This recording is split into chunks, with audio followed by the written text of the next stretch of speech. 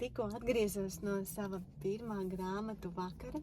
Paldies autorei Rebekai Homkesai. How are you managing uncertainty? Or how are you going to get through uncertainty? Or how are you dealing with uncertainty? Izdzīvot, pārorientēties un uzplaukt.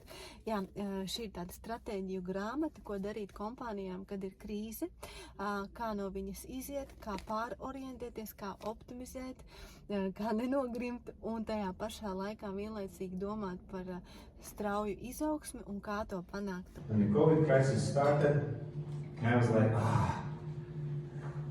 I made the product is pretty stabilized, the team is in place, we can grow. Un, jā, paldies Rebekai par foršo diskusiju, par atbildēm uz jautājumiem. Un arī es vēl neesmu jāatzīst līdz galam pabeigusi, bet jau izlasot trešo daļu grāmatas, ir ļoti daudz vērtīgas idejas, kurām es noteikti pievērsīšu uzmanību, jo īstenībā atbildot uz dažiem jautājumiem, tu vari pilnīgi pārmainīt savu biznesa stratēģiju, kur tu ej, kāpēc tu ej, kā labāk ieiet tirgu. Un jā, ļoti foršas lietas, tā kā der gan lieliem uzņēmumiem, gan vidējiem, gan arī startupiem.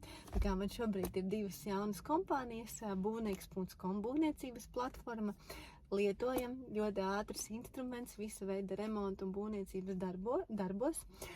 Un otrs ir Sijā Kazas kašmira ražošana. Tā kā, jā, izaicinājumi ir daudz.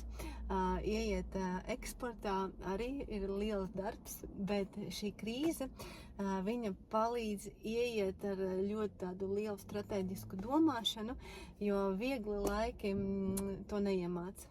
Tā kā izlasat, un noteikti varbūt kaut kas jums arī aizķersies un noderēs.